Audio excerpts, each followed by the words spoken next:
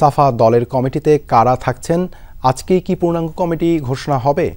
সেই নতুন দলটির কথা বলছি, যেই দলটি জুলাই আন্দোলনের যে আন্দোলনটি হয়েছে সেই আন্দোলনের পর যেই দল গঠন হতে যাচ্ছে এবং এই দলে যারা নেতৃত্ব দিবেন তারা কিন্তু শুরুতেই যেটি বলেছেন সেটি হচ্ছে যে এই দলটি ইতিহাসের একটি দায় থেকে তৈরি হয়েছে এবং ইতিহাসের এই যে দায় ছিল ৫৪ বছরের যে বাংলাদেশ ৭১-এর স্বাধীন হওয়ার পর যে কাঙ্ক্ষিত বাংলাদেশ অর্জিত হয়নি এবং নাগরিকের সঙ্গে রাষ্ট্রের যে সম্পর্ক, নাগরিকের সঙ্গে রাষ্ট্রের যে চুক্তি, সেই চুক্তি সবসময় বরখেলাপ হয়েছে, নাগরিক অধিকার বঞ্চিত হয়েছে মানুষ, সেই অধিকার বঞ্চিত মানুষের কথা বলবে এই রাজনৈতিক দল, এমনটাই বলা হয়েছে।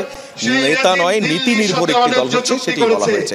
দলের যে এখন পর্যন্ত যে নেতৃত্ব ঠিক হয়েছে সেই নেতৃত্বে আমরা গতকালই যেটি জানতে পেরেছি, এই দলের মূল যে দায়িত্ব অর্থাৎ আহ্বায়কের দায়িত্ব নিয়েছেন নাহিদ ইসলাম, যিনি শহীদ মিনার থেকে এক দফার ঘোষণা দিয়েছিলেন এবং পরবর্তীতে অন্তর্বর্তীকালীন সরকারের দুটি মন্ত্রণালয়ের উপদেষ্টা হিসেবে তিনি দায়িত্ব পালন করেছেন। তথ্য ও প্রযুক্তি এবং ডাক ও টেলিযোগাযোগ মন্ত্রণালয়, সেখান থেকে তিনি পদত্যাগ করেছেন। পদত্যাগ করে নতুন যে রাজনৈতিক দল জাতীয় নাগরিক পার্টি, এই দলের তিনি আহ্বায়কের দায়িত্ব পালন করবেন।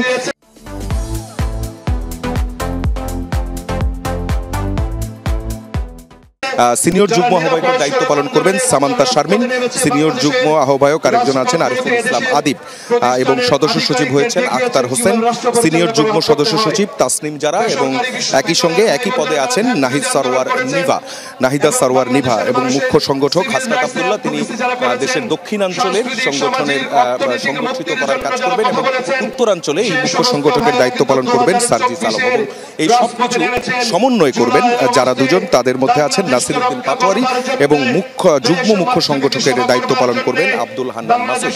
আমরা সবশেষ যে প্রেস কনফারেন্সটি করা হয়েছিল, প্রেস কনফারেন্স করে এই যে নতুন রাজনৈতিক দল, এই রাজনৈতিক দলের নেতৃত্বে যারা আসছেন তাদের যে নেতৃত্বে আসার যে যোগ্যতা, সেই যোগ্যতাগুলো বলা হয়েছে যে ঠিক যেই কাজটা করতে অভ্যস্ত এবং যেই কাজটা সবচেয়ে ভালো করেছেন এই জুলাই থেকে অগাস্ট পর্যন্ত এবং অগাস্টের পরের যে বাস্তবতা, সেই বাস্তবতায় তারা যে দায়িত্ব পালন করেছেন এবং দলকে সংগঠিত করার জন্য এবং বিভিন্ন জায়গায় তাদের যে কর্মী আছেন তার সংগঠিত করার জন্য কাজ করেছেন। একই সঙ্গে আপনার চোখে নতুন বাংলাদেশ শীর্ষক যে ক্যাম্পেইন করা হয়েছিল, সেই ক্যাম্পেইনে মানুষজনের কাছ থেকে যে সাজেশন এসেছে অনলাইনে এবং অফলাইনে, সেই সাজেশনগুলো নিয়ে যারা কাজ করেছেন তাদের যে যোগ্যতা, সেই যোগ্যতার উপর ভিত্তি করে এই যে অর্গানোগ্রাম, সেই অর্গানোগ্রামটি তৈরি করা হয়েছে।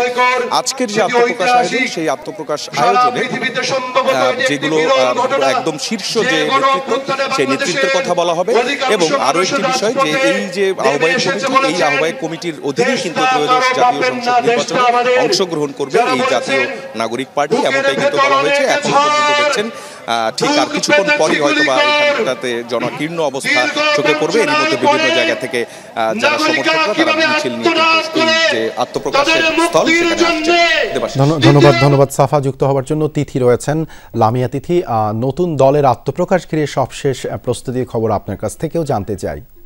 বাংলাদেশের নতুন অভ্যুদয়ের সূচনা করেছে।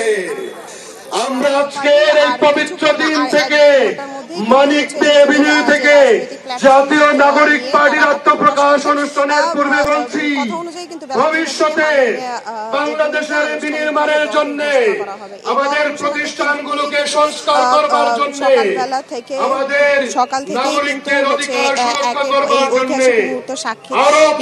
কিন্তু সকাল থেকে বিভিন্ন জেলা থেকে আসতে শুরু করেছেন নেতা কর্মীরা এবং শেষ মুহূর্তে এখন শুধু বাকি আনুষ্ঠানিকভাবে এই দল ঘোষণার আয়োজনের নিরাপত্তার দায়িত্ব পুলিশ সদস্যরা,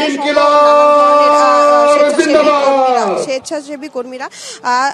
এছাড়া কিন্তু গতকাল বৃহস্পতিবার সকাল থেকেই কিন্তু এই স্টেজের যে প্রস্তুতি ছিল, সেই প্রস্তুতি পর্ব চলছিল আর রাতের দিকে কিন্তু পুরো দমে তাদের কার্যক্রম চলছিল। এই যেই জাতীয় নাগরিক পার্টি, যেই দলটি শিক্ষার্থীদের যেই দলটি আত্মপ্রকাশ পাবে, সেই দলেই কিন্তু মূলত নেতাকর্মী, বিভিন্ন সামাজিক ব্যক্তিবর্গ এবং একই সাথে কিন্তু বিভিন্ন রাজনৈতিক এবং কূটনৈতিক দলের বিভিন্ন ব্যক্তিবর্গকে কিন্তু একই সাথে তাদের আমন্ত্রণ জানানো হয়েছে। এছাড়াও যদি বলি যে প্রধান উপদেষ্টা এবং প্রধান উপদেষ্টা সহ বিভিন্ন বিএনপির নেতাকর্মীর সাথে কিন্তু কালকে দেখা করেছেন শিক্ষার্থীরা এবং তারা কিন্তু আমন্ত্রণ জানিয়েছেন, তারা একতা প্রকাশও করেছেন যে শিক্ষার্থীদের এই রাজনৈতিক দলের আত্মপ্রকাশে কিন্তু তারা একই সাথে আসবেন, উপস্থিত হবেন। এছাড়াও কিন্তু শহীদ পরিবারের সদস্যরা এবং আহত যারা রয়েছে তারাও কিন্তু এই আত্মপ্রকাশ শিক্ষার্থীদের যে রাজনৈতিক দল রয়েছে যেটি আত্মপ্রকাশ করবে আর 1-1.5 ঘন্টার মধ্যেই